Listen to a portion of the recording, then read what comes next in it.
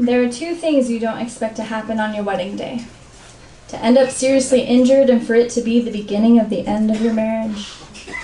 My Jewish friends who were in attendance that night assured me breaking something on your wedding day is good luck, but I don't think the same rule applies to your face. In fact, after suffering from a concussion paired with a lingering black eye and getting divorced exactly a year later, I assure you, breaking your face on your wedding day is a kiss of death for a marriage. At least it was for ours. I've known my husband since we were teenagers. Our love was rooted in the wildness of our youth, despite being different people at our core. He worked for a major tech corporation in San Francisco. I owned a karaoke company and often traveled to countries people deemed too dangerous. Hell yeah. So when I moved to Sumatra to study orangutans in 2015 and he flew to Bali 5 months later to take me on our first date, I thought I found the man who would never expect me to be anything other than a free spirit.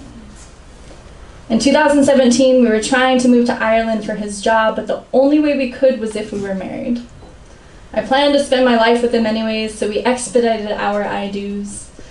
The thing about eloping is it pisses off a lot of people. I never wanted a wedding, so an intimate exchanging of vows with a handful of loved ones felt like the closest thing to not having a wedding at all. I didn't want the attention or the fuss. I just wanted him. My husband's father's side of the family hated me the day they discovered we divorced. We eloped. That too also. But I remember his aunt calling under the guise of saying congratulations and screamed at me about how terrible of a person I was to corrupt her nephew. Threatening to write him out of her will, I cried on the garage floor while I listened to my husband apologize to his aunt instead of defending me. He said, "I'm sorry we disappointed you," when he should have said, "You don't speak to my wife that way." Perhaps this should have been my first warning that my new husband had no idea how to be a supportive husband at all. To quell the heat and anger we felt from literally every direction, we promised to throw a party the following February. Except my husband was a fraternity boy, so our small party turned into a 200-person guest list. This meant throwing a full-blown wedding shindig with all the wedding bells and whistles. What I didn't agree to and what ultimately happened was I carried the burden of the planning and the financial responsibility alone. I paid for a wedding I didn't even want, and I planned the entire thing without any of his help. I'm not an angry person, but I was fucking pissed. The only thing that was mine was the dress. When I flew to San Diego at the end of January, I had a total of 32 days to put together a wedding for 180 people. I came home to dozens of boxes of things I had ordered and a laundry list of tasks still needing to be done. With my husband staying in Ireland until 3 days before the ceremony, his only responsibility was to show up, say a few words, and enjoy the party he was relying on me to create. I can say with clarity, this second wedding day is the worst day of my life. The first sign of immediate danger should have been how uncomfortable I felt when I woke up in the morning. As people started arriving for hair and makeup and all the fuss I give no fucks about in my day-to-day life, I couldn't help but think of all the people I was about to see who've never actually respected me. Most of my husband's friends didn't even like me that much or never bothered to get to know me. Even some of his groomsmen were less than thrilled by our being together. I tried to stay grounded through the chaos of the morning, but the more I put on and the closer we got to leaving, the less like myself I was feeling. At one point, I remember thinking that I looked like a clown in a dress. This was all a giant production to me, and I had no interest in being one of the lead performers. The second thing to go wrong involved the photographer's assistant and should have been foreshadowing for the remainder of the evening. The four of us wandered out during cocktail hour for our last few photos together. Refusing to let go of my first drink of the day, I brought my beer along and passed it to the assistant to hold. Forgetting the dark porter sloshing around in her hand, she dipped down to fix my train for a picture and spilled my beer all over my dress. Any bride's first reaction would have been anger, but I let out a burst of laughter at the absurdity of my luck instead. There was a bum urinating just 500 feet from where we were taking our photos, so I didn't feel like the spilled beer was the thing to be getting upset over. She apologized profusely, and I assured her the brown beer stain wouldn't be the thing to ruin my wedding. Famous last words. Before the grand entrance, we tried to bustle the train of my gown to keep me from tripping.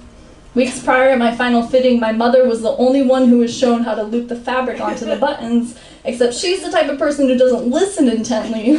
So when she told the seamstress she understood, her nods were empty of the knowledge so vital to this task. When she became too frustrated, I draped the beer-stained train awkwardly around my wrist and danced my way into the reception hall. After the first dances were done, I was carrying on a conversation with my coordinator. The train of my gown collected in a puddle of fabric at my feet as we spoke. I remember I turned to go talk to the DJ about making an announcement, and that single forward step proved to be the most fatal decision of the night. The beating on my dress against a perfectly polished hardwood made for a zero-gravity effect and a rate of impact not even my arms could brace myself for. I've never seen the human body fall to the earth as quickly as the time it took for my face to hit the floor. The sound of my skull cracking violently had me contemplating if I was even going to be able to stand. Yeah, I feel it too.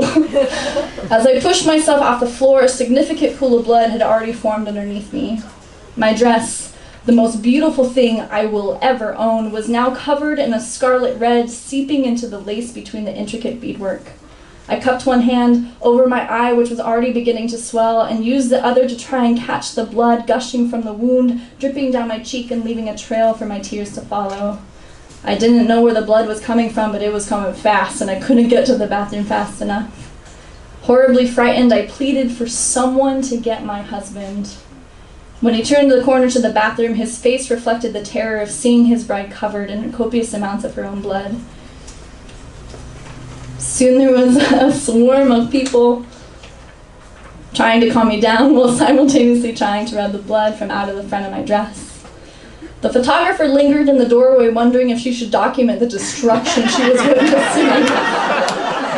I shouted to her, "You might as well get a photo of this. This perfectly sums up my existence." We had a doctor and 2 paramedics as guests at our wedding.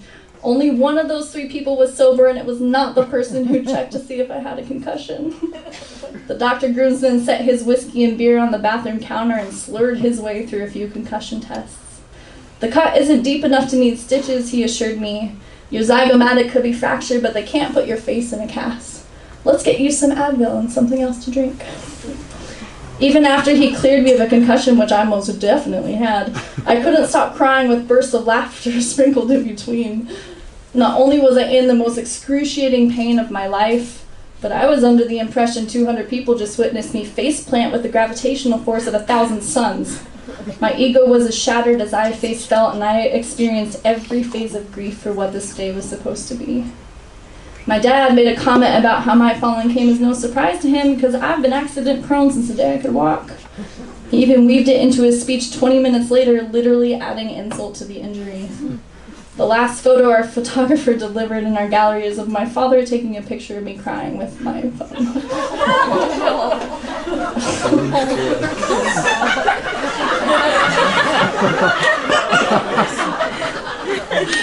Oh, he's here tonight, by the way. That first glance of myself in the mirror after they got the bleeding to stop felt like my mask had been finally removed. I was pretending to be this person I never wanted to be, and it was like every burden I'd been carrying because this day was finally staring back at me. My makeup, which I never wear, had completely run off. My magnetic lashes, which no one told me were too extreme, in my face, were barely clinging on. I looked like a hot mess. But I felt strangely more like myself than at any other point of the day. I washed the dry blood from my hands and vowed to take back the night, except my jumbled brain and busted face had different plans for me that evening. I blacked out as soon as I sat down at our sweethearts table for speeches. Though 5 hours of my life are completely unaccounted for, there are 3 distinct memories I have that no concussion will ever take from me. The first is when I shoved a bottle of Smirnoff ice up my dress before the garter toss so I could ice my husband in front of all his fraternity brothers. It's the only time he has ever called me a bitch. The entire room went apeshit, and I felt like it was a moment of sweet revenge for everything I'd gone through for his day. The second memory is when one of the guests pulled me into the storage room full of chairs after she found me sobbing on the ground in the parking garage and offered me cocaine. Sorry, Dad.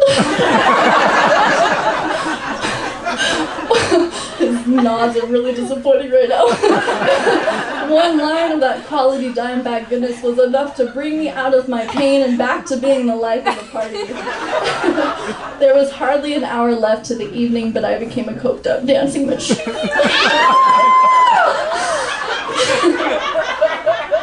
Oh, he's so disappointed. The third memory is a terrible one, and one I've yet to share with anybody until today. After cleaning the entire venue by ourselves, we returned to the Airbnb and I peeled the dress from my aching body. I stood naked, crying hysterically. The weight of the dress was somehow different now, and I felt relieved to be free of its confines. When I zipped up the garment bag, I remembered feeling as if I were zipping up the dead body of the person I was pretending to be for him. As I sobbed in bed over the failure of the day, I told my husband two things: that I didn't want to be his wife and that I wish I were dead. And while my words came from a place of significant physical and emotional pain, I can't imagine how devastating it must have been to hear something so terrible. Instead of lashing out in response to what I said, he held me until I cried myself to sleep. In the final minutes of our wedding day, he finally showed up for me the way I needed, but in my heart I knew there was no going back to the way things were. We would never speak of that conversation again, though it would continue to resonate in the space which grew between us in the following months. I will never forget the day we decided to end our marriage. We walked home from couples therapy, holding hands, crying together, and agreed the wedding was the beginning of the end for us. We were ashamed we allowed the expectations of others to make us do something neither of us wanted, but in doing so, we allowed those expectations to change our relationship with each other. He didn't know how to be a nurturing husband to a free spirit. In the same way, I wasn't ready to assume my domesticated role as his housewife.